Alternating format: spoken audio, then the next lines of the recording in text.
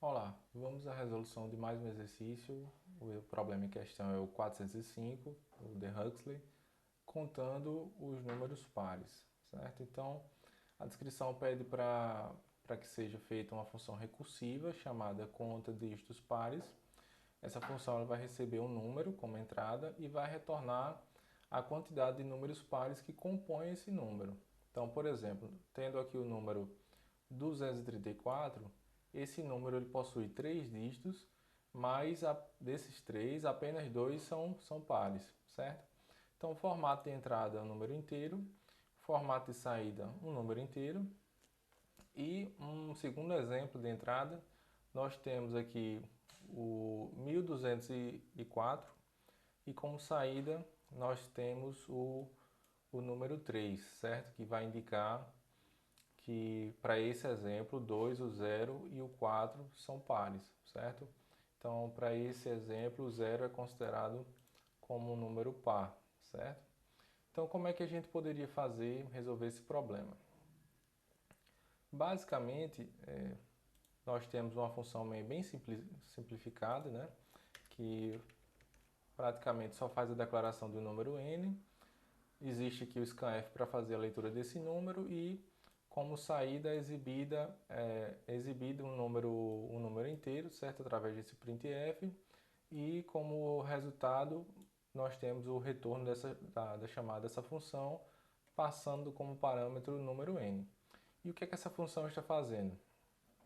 Bom, a ideia é a seguinte, olhando aqui para a nossa descrição do problema, pode ser mais fácil visualizar pelo menos a ideia, certo?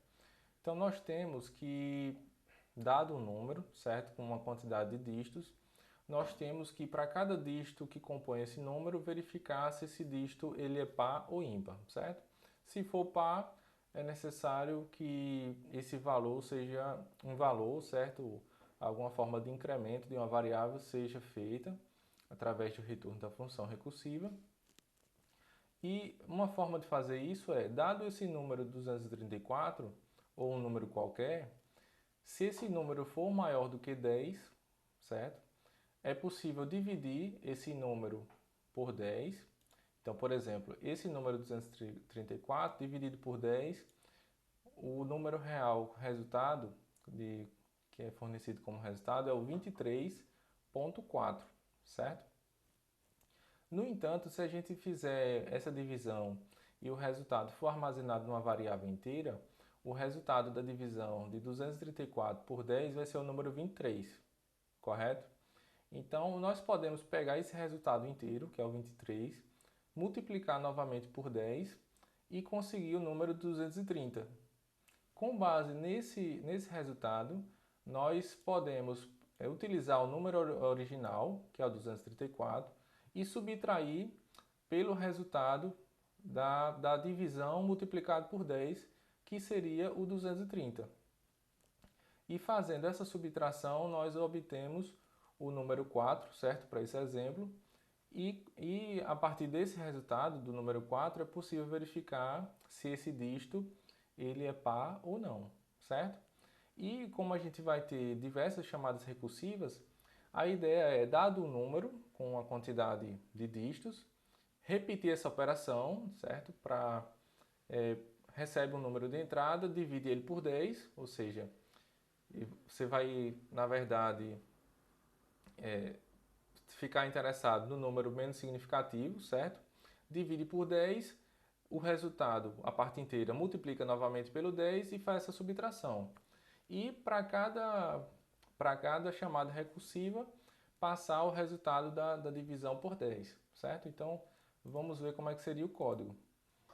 Então, o caso base dessa recursão vai ser justamente quando o número de entrada for menor do que 10. Porque se o número for menor do que 10, ele só tem um dígito. E se esse número só tiver um dígito, é possível fazer a divisão, utilizar, né, o operador porcentagem para verificar se o número em questão ele é par ou não. Se sim, a função deve retornar o valor 1, certo? Como esse número só tem um dígito, se esse número ele for par, então basta retornar um 1. Se não, retorna o 0. Caso contrário, certo? Se esse número informado como entrada for maior do que o 10, significa que ele tem pelo menos 2 dígitos, certo? 2 dígitos, 3 dígitos e por aí vai. E aí podemos utilizar essa ideia de realizar a divisão por 10 e depois a multiplicação por 10 e obter no que eu estou chamando de dif aqui, certo? A diferença do número original pelo número, né, resultado da divisão multiplicado por 10. E com isso é possível obter o valor, certo, do dígito menos significativo que compõe esse número n.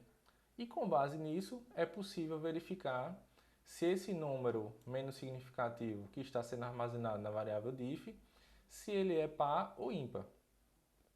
Se esse número ele for par, então a função ela retorna, nesse exemplo, o número 1 mais o resultado, certo, da chamada novamente da função, passando como parâmetro agora o número t, que é justamente o resultado da divisão do número de entrada por 10, certo? Então agora, visto que eu já sei se o número menos significativo ele é par ou ímpar, interessa agora saber os outros dígitos que compõem o número, certo?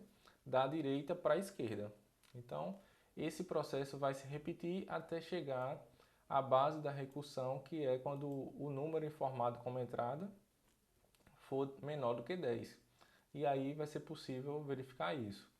E percebam também que a cada chamada recursiva, a função ela vai sempre retornando, no caso de encontrar números pares, vai retornar 1 mais a chamada recursiva, passando agora, se o número possuir d dígitos, d menos 1 dígitos, certo? Então percebam que a cada chamada à função, nós vamos ter sempre o valor 1 mais a chamada recursiva, passando agora o novo número, ou para esse caso seria o 0 mais isso, né? Só que não é necessário informar o 0 mais, certo? Então um exemplo aí relativamente simples de como a gente pode resolver esse problema. A ideia assim gira em torno de fazer essa divisão por 10 e multiplicação por 10 novamente e subtrair o resultado do número original para obter o dígito menos significativo e com base nisso verificar se ele é par ou não, certo? E saber aqui que a base da recursão porque todo problema que você tenta resolver utilizando um algoritmo recursivo, você tem que identificar qual é a base da recursão e como é que você consegue quebrar a entrada original em entradas menores, porque a cada passo da recursão, a sua função ela deve tratar de um subproblema do problema original até chegar a um caso base, certo? Então vou utilizar esses exemplos aqui da descrição do problema, que é o 2, 3, 4, para verificar se a função está executando de acordo, certo? Então, vou informar 2, 3, 4 e como saída nós temos que a quantidade de dígitos pares é 2.